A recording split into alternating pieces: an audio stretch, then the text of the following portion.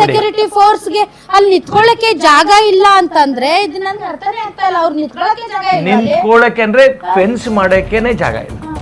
Fence ಮಾಡಕ್ಕೆ ಬೇಕಾಗಿರ್ತಕ್ಕಂತ ಜಾಗ ಏನಿದೆ. ಪುದುಚೇರಿಯಲ್ಲಿ ಎನ್ಡಿಎಗೆ ಮುನ್ನಡೆ. ಪುದುಚೇರಿಯಲ್ಲಿ ಎನ್ಡಿಎ ಮೈತ್ರಿಕೂಟ ಮುನ್ನಡೆ. 16 ಕ್ಷೇತ್ರಗಳಲ್ಲಿ ಎನ್ಡಿಎ ಅಲ್ಲಿ ಮುನ್ನಡೆಯನ್ನ ಕಾಯ್ದುಕೊಂಡಿದೆ, ತಾವು ನೋಡ್ತಾ ಇದ್ದೀರಿ. ಇನ್ನು ತಮಿಳುನಾಡಲ್ಲೂ ಕೂಡ 50 DMK, AIADMK 18, TVK 6. This is very surprising ಅಂತ ಅನಿಸ್ತಾ ಇದೆ. ಡಿಎಂಕೆ ವಿರುದ್ಧ ಒಂದು ಭ್ರಷ್ಟಾಚಾರದ ಒಂದು ಆರೋಪ ಇದೆ. ಬಟ್ ನಿಜಕ್ಕೂ ಕೂಡ ಅದು ಮತದಾರರಲ್ಲಿ ತುಂಬಾ ಸಿಟ್ಟಿನ ರೂಪದಲ್ಲಿ ಆಸ್ಫೋಟ ಆಗುತ್ತೆ ಅಂತನೂ ಯಾರು ಈ ಹಿಂದೆನೂ ಪ್ರೆಡಿಕ್ಟ್ ಮಾಡಿರ್ಲಿಲ್ಲ. ಸೊ ಈಗ ಸಿಮಿಲರ್ ಅದೇ ರೀತಿಯಾದಂತ ಒಂದು ಅಂಕಿಅಂಶಗಳು ಅಲ್ಲಿ ಬರ್ತಾ ಇದೆ. ಸೊ ಡಿಎಂಕೆ 50, ಎಐಡಿಎಂಕೆ 25 ಮತ್ತು ಟಿವಿಕೆ 6. ಈ ಟಿವಿಕೆ ಅನ್ನೋದು ಅದು ಏನಪ್ಪಾ, ಇದು 90-96 ಎಲ್ಲ ಕೊಟ್ಟಿದ್ದಾರೆ. ಸೊ ಹಾಗಾಗಿ ಐ ಡೋಂಟ್ ನೋ, ಅಲ್ಲಿ ನೋಡೋಣ. ಇನ್ನೊಂದು ಸ್ವಲ್ಪ ಹೊತ್ತು ಕೊಡೋಣ ವಿಜಯ್ ಅವ್ರಿಗೆ. ಇನ್ನೊಂದು ಅರ್ಧ ಗಂಟೆ ಕೊಡೋಣ. Benefit I know sir. 200, 600, 300 ಈ ತರ ಪೋಸ್ಟಲ್ ಬ್ಯಾಲೆಟ್ ಇರುತ್ತೆ.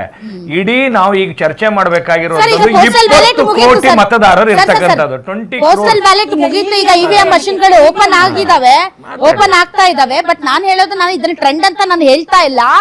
But otherwise also the arithmetics ಏನಿದೆ, ಇಟ್ ಮ್ಯಾಟರ್ಸ್ ಅ ಲಾಟ್. ಹಂಗಾಗಿ ಹೇಳ್ತಾ ಇರೋದು. ನೋಡಿ, ನೀವು ಪುದುಚೇರಿಯಲ್ಲಿ ನೀವು ಕ್ಲಿಯರ್ ವಿಸಿಬಿಲಿಟಿ ಇದೆ. ಅಲ್ಲೊಂದು ಕೇರಳದಲ್ಲಿ ನೋಡಿ 55 ನೆಕ್ ಟು ಬಿಜೆಪಿ ಒಂದು ಅದು ರಾಜೀವ್ ಚಂದ್ರಶೇಖರ್ ಇರ್ಬೋದು ಅಲ್ಲಿ. ಅಲ್ಲಿ ಬಿಜೆಪಿಗೆ ಅಲ್ಲಿ Kerala, because I am from Kerala. Kasaragod from Kerala.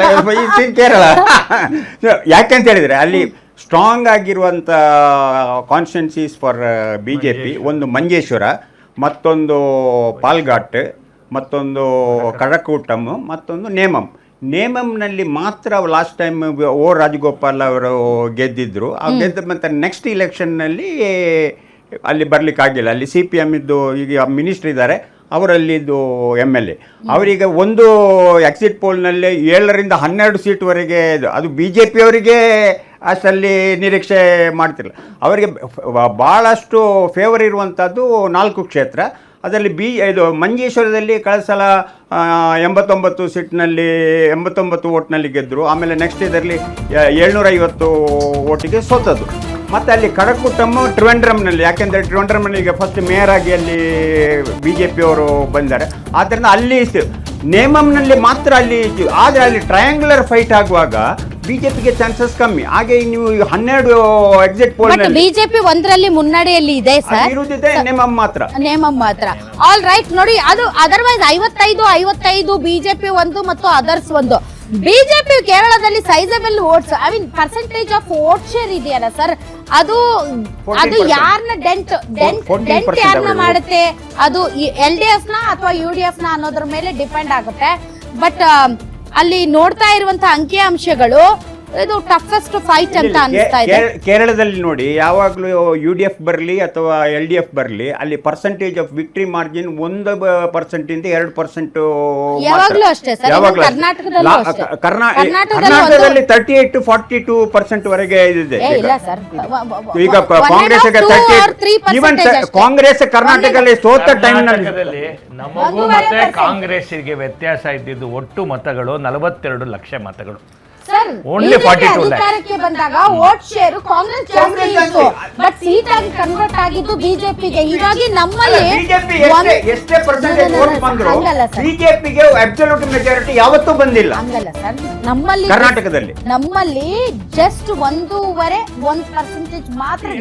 Lok Sabha ಇಲೆಕ್ಷನ್ಗೆ ಆಗುವಾಗ ಬಿಜೆಪಿಗೆ 42ರಿಂದ 44% ವೋಟ್ ಬಂದಿತ್ತು. ಆವಾಗ ಕಾಂಗ್ರೆಸ್ಗೆ 38% ವೋಟ್ ಬಂದಿತ್ತು. ಅದೇ ಎಲೆಕ್ಷನ್ ಇದರಲ್ಲಿ ಕಾಂಗ್ರೆಸ್ಗೆ 38ರಿಂದ 39 ಬಂದರೆ ಬಿಜೆಪಿಗೆ 34-36% ದಾಟಿದ ಡಿಎಂಕೆ 50, ಎಐಡಿಎಂಕೆ 25 ಮತ್ತು ಟಿವಿಕೆ 6 ಕ್ಷೇತ್ರಗಳಲ್ಲಿ ಮುನ್ನಡೆ. ಆ ಟಿವಿಕೆ ನಂಬರ್ಸ್ ನನಗೆ ಒಂಥರ ತುಂಬಾ ಸರ್ಪ್ರೈಸಿಂಗ್ ಆಗಿ ಅನಿಸ್ತಾ ಇದೆ. ಯಾಕೆ ಅಂತಂದ್ರೆ ಬಹಳ ಜನ ಪೋಲ್ಸ್ಟರ್ಸ್ ಅಂಡ್ ಬಹಳ ಜನ ಏನು ಆನ್ ಗ್ರೌಂಡ್ ರಿಪೋರ್ಟಿಂಗ್ ಹೋದವರು ಎಲ್ಲರೂ ಹೇಳ್ತಾ ಇದ್ದದ್ದು ಏನು ಅಂತಂದ್ರೆ ಯಂಗ್ ವೋಟರ್ಸ್ ಯಾರಿದ್ದಾರೆ, ಭವಾನಿಪುರ ಕ್ಷೇತ್ರದಲ್ಲಿ ಮಮತಾ ಬ್ಯಾನರ್ಜಿ ಅವರಿಗೆ ಹಿನ್ನಡೆ, ಕೆಎಂಸಿ ಅಧಿನಾಯಕಿ ಪಶ್ಚಿಮ ಬಂಗಾಳ ಸಿಎಂಗೆ ಹಿನ್ನಡೆ. ಸೊ ಇದು ತುಂಬಾ ಅರ್ಲಿ, ಬಟ್ ಹೋಗ್ತಾ ಹೋಗ್ತಾ ಗೊತ್ತಾಗುತ್ತೆ ಅಲ್ಲಿ ಎಷ್ಟು ಬೂತ್ಗಳಲ್ಲಿ ಮಷಿನ್ ಓಪನ್ ಆಗಿದೆ, ಇನ್ನು ಎಷ್ಟು ಬೂತ್ಗಳು, ಎಷ್ಟು ಯಾವ ಏರಿಯಾದಲ್ಲಿ. ಲಾಸ್ಟ್ ಬಾರಿ ರಾಜೀವ್ ಕುಮಾರ್ ಯಾರು ಚೀಫ್ ಎಲೆಕ್ಟ್ರಲ್ ಆಫೀಸರ್ ಇದ್ರು, ಇದನ್ನ 8:30 ತನಕ ನಮ್ದು ಯಾವನು ಓಪನೇ ಮಾಡಿರೋದಿಲ್ಲ, ನೀವೇನ್ ಟ್ರೆಂಡ್ ಅಂತ ತೋರಿಸ್ತಾ ಇದ್ದೀರಿ, ಇಟ್ ಈಸ್ ಇಲ್ಲಿಗಲ್ ಅಂತ ಹೇಳಿದ್ರು. ಮಾತ್ರ ನೀವು 9 ಈಗ ನೀವೇನ್ ಗೊತ್ತಾ ಇದಕ್ಕೆ ಈಗ ನಾನು ಗಂಟೆಗೆ ಬರುವ ಇನ್ನು ಈಗ ಒಂದು ನೋಡಿ ಸರ್, 2 ವೋಟ್ ಒಂದು ಅವಕಾಶ ಇರೋದು. ಒಂದು ಯಾರೆಲ್ಲ ಕೆಲಸ ಮಾಡಿರ್ತಾರೆ, ಪೋಲಿಂಗ್ ಅಸಿಸ್ಟೆಂಟ್ಸ್ ಇರ್ತಾರೆ, ಅವ್ರದ್ದೊಂದು ವೋಟ್ ಹಾಕ್ಸ್ಕೊಳ್ಬೋದು. ಎರಡನೇದು 80 ವರ್ಷದ ಮೇಲಾದಂಥವ್ರಿಗೆ, ಅದಕ್ಕೆ ಇದ್ರ ಒಳಗಡೆ ಬರೋದಿಲ್ಲ ಅದು, ಅದಕ್ಕೆ ಅಂತಾನೆ ಬೇರೆ ಸರ್ಕಾರಿ ಅಧಿಕಾರಿಗಳು, ಆರ್ಮಿಯಲ್ಲಿ ಕೆಲಸ ಮಾಡೋರು, ಸೊ ಅವರೆಲ್ಲ. ಬಟ್ ಸರ್ ಇದು ನಾಟ್ ಅಂಚೆ ಮತಗಳು, ಆಲ್ರೆಡಿ ಈಗ ಮೆಷಿನ್ಗಳು ಓಪನ್ ಆಗಿದಾವೆ. ಅದ್ರದ್ದು 8:30 ಇಲ್ಲ 8ಕ್ಕೆ ತುಂಬಾ ಇರಲ್ಲ ಸರ್, ಅಂಚೆ ಮತಗಳ ಎಣಿಕೆ ತುಂಬಾ ಏನು ಇರೋದಿಲ್ಲ. ಆಲ್ರೆಡಿ ಮಷಿನ್ಗಳು ಓಪನ್ ಆಗಿರ್ತವೆ. ಬಟ್ ನಮ್ಗೆ ಬೇಕಾಗಿರೋದು ಅಲ್ಲಿ ಕ್ಷೇತ್ರಗಳು ಬರ್ತಾ ಇದೆ ಅಲ್ಲ ಸರ್, ಈಗ ಅಲ್ಲ ಸರ್, ಅಲ್ಲಿ ಮೇಲ್ಗಡೆ ನಿಮಗೆ ಕ್ಷೇತ್ರಗಳು ಬರ್ತಾ ಇದೆ ನೋಡಿ.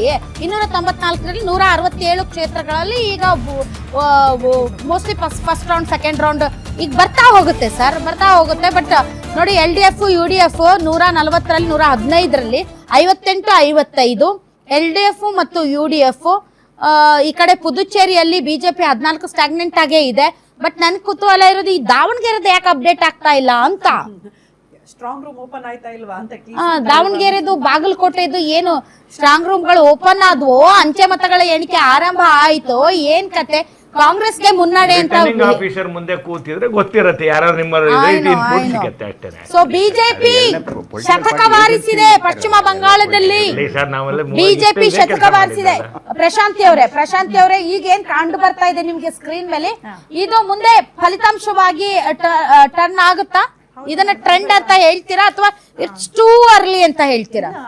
ಪಶ್ಚಿಮ ಬಂಗಾಳದಲ್ಲಿ ಎಸ್ಪೆಷಲಿ ಇದು ದಿಸ್ ಇಸ್ ವಾಟ್ ಇವನ್ ಹೇಳ್ತು and we know it because ನಿಮಗೆ ಗೊತ್ತಿರಬೇಕು, ಈ ಸಂದೇಶ್ ಖಾಲಿ ಇಶ್ಯೂ ಗೊತ್ತಿರಬಹುದು. ಸಂದೇಶ್ ಖಾಲಿ ಅಲ್ಲಿ ಅಷ್ಟೇ ಸಂತ್ರಸ್ತೇನೆ ರೇಖಾ ಪಾತ್ರ ಅವರು ನಿಂತ್ಕೊಂಡಿದ್ದಾರೆ. ಜೊತೆಯಲ್ಲಿ ಅಲ್ಲಿ ಆಗಿರುವಂತಹ 2,000 ಎಕರೆ ಏನು ಶೇಖ್ ಶಹಜಾನ್ ಅವರು ಏನು ಅಕ್ರಮವಾಗಿ ಅದು ತಗೊಂಡಿದ್ದಾರೆ, ಬಳಸ್ಕೊಂಡಿದ್ದಾರೆ, ಇದ್ರ ಪರವಾಗಿ ಎಲ್ಲ ಜನ ಅಲ್ಲಿ ಆಕ್ರೋಶ ವ್ಯಕ್ತಪಡಿಸಿದ್ದಾರೆ. ಅಲ್ಲಿ ಹಿಂದೂಗಳು ಕೂಡ ಮುಸ್ಲಿಂ ಕೂಡ ಈ ವಿಚಾರವಾಗಿ ಆಕ್ರೋಶವನ್ನ ವ್ಯಕ್ತಪಡಿಸಿದ್ದಾರೆ. ಮೇಡಮ್, ಇದು 2,000 ಎಕರೆ ಲ್ಯಾಂಡ್ ಶೇಖ್ ಶಹಜಾನ್ ಅವರು ಅದನ್ನ ಅವರು TMC ಅತಿಕ್ರಮಣ ಮಾಡ್ಕೊಂಡಿದ್ದಾರೆ ಅಂತ ಹೇಳಿ ಅದೊಂದು ದೊಡ್ಡ ಮಟ್ಟದಲ್ಲಿ ಇವರು ಹೋರಾಟ ಮಾಡ್ತಾ ಇದ್ರು. ಸೊ ಹಾಗಾಗಿ ಅದು ಒಂದು ವಿಚಾರವಾಗಿ, ಮತ್ತೆ ಈಗ ಸಂದೇಶ್ ಖಾಲಿದಲ್ಲಿ ಏನು ಅತ್ಯಾಚಾರಗಳೆಲ್ಲ ಆಯಿತು ಆ ವಿಚಾರವಾಗಿ ರೈತರ ಪರ ಆದಾಗ ಇವ್ರನ್ನೆಲ್ಲ ಕರ್ಸ್ಕೊಂಡಿದ್ದು, ಆಮೇಲೆ ಅತ್ಯಾಚಾರ ಆಗಿ ಇವಾಗ ರೇಖಾ ಪಾತ್ರ ಅವರು ಅದೇ ಇವಾಗ ಎಲೆಕ್ಷನ್ಗೆ ಅವರು ಕೂಡ ಕಂಟೆಸ್ಟ್ ಮಾಡಿದ್ದಾರೆ BJP ಪರ ನಿಂತು. ಸೊ ಇವಾಗ BJP ಕಡೆ ಜನ ಒಲವು ತೋರಿಸ್ತಾ ಇದ್ದಾರೆ.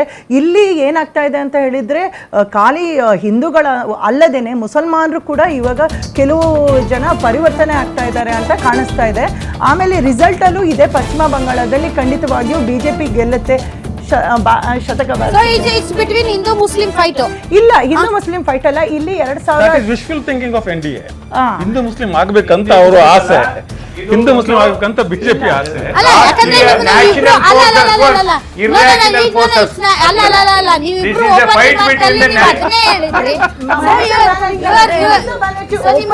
ಆಸೆ ಇದೆ ಇದು ಹಿಂದೂ ಮುಸ್ಲಿಂ ಈ ತರ ಮತಗಳ ಧ್ರುವೀಕರಣ ಮಾಡಿ ನೀವು ಬಹಳ ಕಡೆ ಅದನ್ನ ಮಾಡಿದಿರಿ.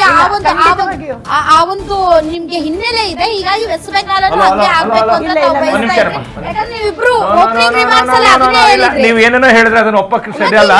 ನೀವೇನ್ ಬೇಕಾದ್ರೆ ಹೇಳೋ ಅಲ್ಲ, ಹೇಳಿದ್ರಲ್ಲ ಸರ್. ನೀವು ಆತರ ಇಲ್ವ ನಿಮಿಷ